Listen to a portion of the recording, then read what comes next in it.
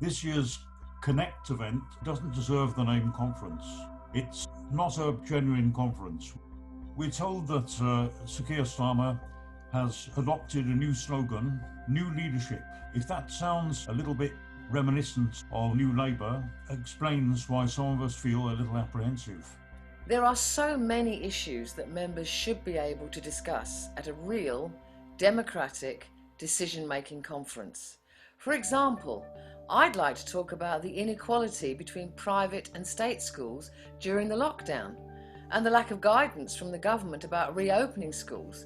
The statistics clearly show that opening the schools without adequate safeguards has precipitated the second wave. And so we need a well thought out strategy. School budgets have been absolutely cut to the bone. I was just reading this morning an article about a head teacher who's been teaching 60 pupils in a maths class. That's the kind of effect that these cuts have had. Members should really be discussing the demand of health workers for a 15% pay rise and an end to the marketisation of our health and social care services. Instead, what we have is Deputy Leader Angela Rayner speaking at a rally for frontline heroes. But we're not heroes, we're workers with bills to pay. If the villainous bankers receive billions in bonuses alone, whilst wrecking the economy and people's lives, our demand isn't too much to ask for.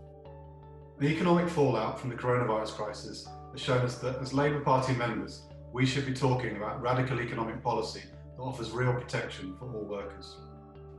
Capitalism has failed, and once again, socialist solutions have been sought.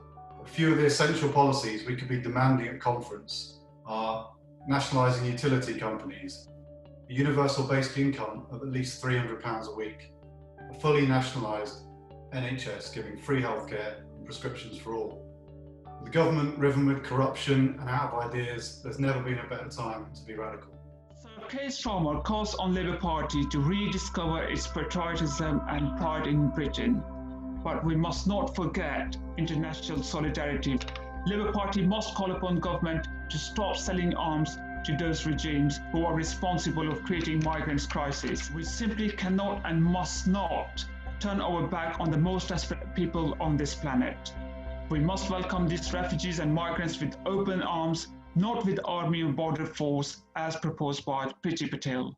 And where's our opportunity to look at and talk about the end to forced deportations, to address police brutality?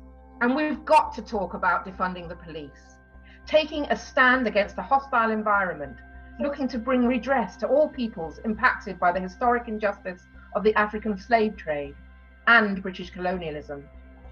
And where's our opportunity to show solidarity with the Black Lives Matter global uprising?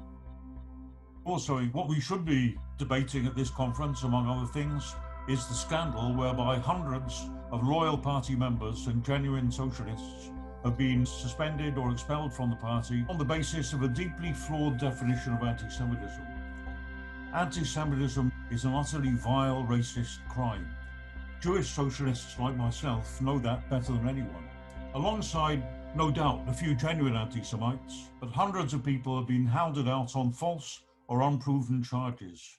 We need to reinstate them all, pending a quick, fair and impartial trial.